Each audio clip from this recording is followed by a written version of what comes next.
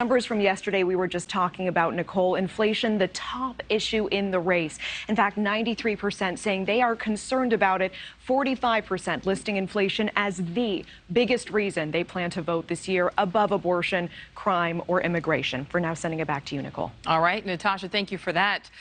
Well, meantime, many eyes already shifting to 2024 with rumors about who will run for president. President Biden and former President Trump have suggested a rematch, but critics on both sides of the aisle have come out with reasons they should not throw their hats into the ring. Joining us now, NewsNation political contributor George Will. George, I love talking to you. You are one of those people. This week you wrote an op-ed saying President Biden should not seek re-election, quote, for the good of the country. But George, your argument is less about the president and more about the vice president. It's as much about the president as the vice president, but there are two different kinds of disqualification here. The problem with the president is he made clear in discussing how the student loan forgiveness came about that he simply does not remember the basic details about what he did.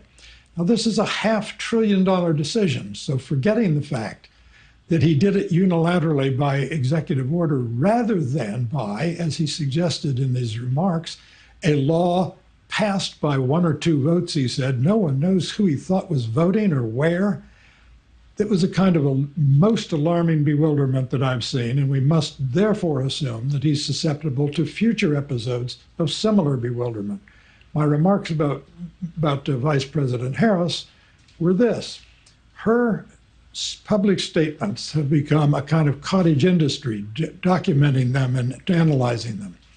Fluency isn't everything, but it's also not nothing. And her public remarks indicate A, a chaotic mind, and B, a refusal to prepare on her part.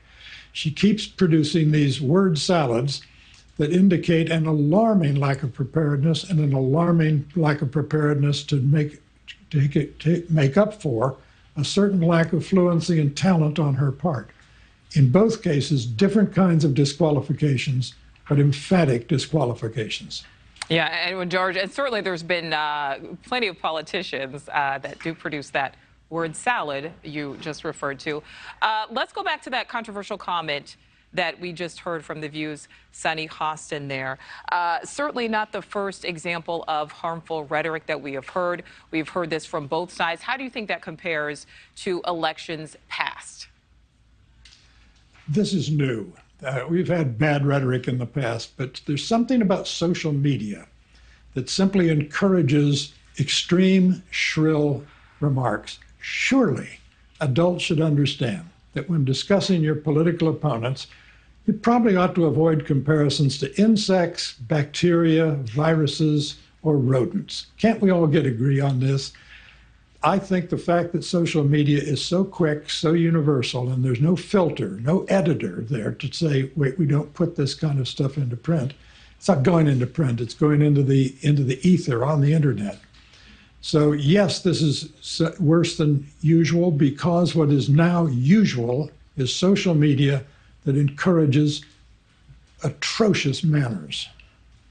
All right. Well, you heard it here. George Will, we thank you as always. Thank you for watching. Go to newsnationnow.com to find NewsNation on your television provider. And don't forget to click the red subscribe button below to get more of NewsNation's fact-driven, unbiased coverage.